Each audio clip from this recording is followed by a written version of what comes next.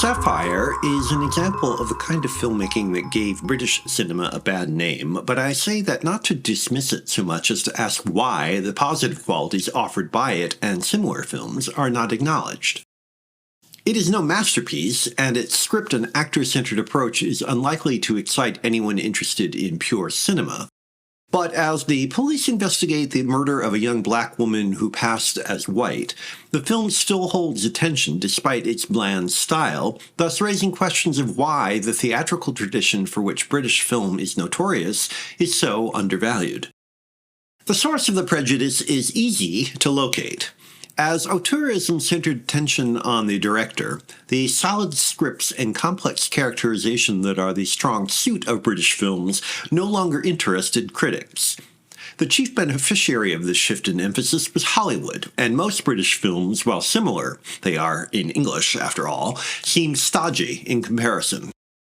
One reason is their tendency to subordinate technique to a serious subject. Sapphire handles race relations with a frankness that few Hollywood films attempt, much less equal. With the arguable exception of the investigating detective Inspector Hazard, Nigel Patrick, none of the characters, including the black ones, are free of racial prejudices. Nonetheless, while racist attitudes prove central in understanding the murder, the characters are rounded and complex, not ideological props.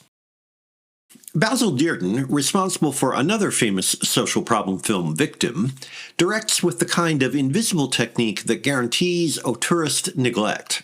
His work is accomplished, you are never bored, and he maintains a brisk, suspenseful pace, but he does so largely through performance. The camera work is not bad, just unassertive and visually dull. As a result, and put a little too simply, we are not in the story, we watch it. Ironically, the director most famous for manipulating form to weave the viewer into the story was a Brit, Alfred Hitchcock. It is as if he miraculously appeared out of the nowhere of British cinema to conquer the world, or at least Hollywood. His British films are discussed far less than his American work. Even obviously talented British filmmakers like David Lean and Carol Reed have not overcome the perhaps unintentional but very real American chauvinism at work in auteurist criticism. Cinema came to be defined by what Hollywood did best.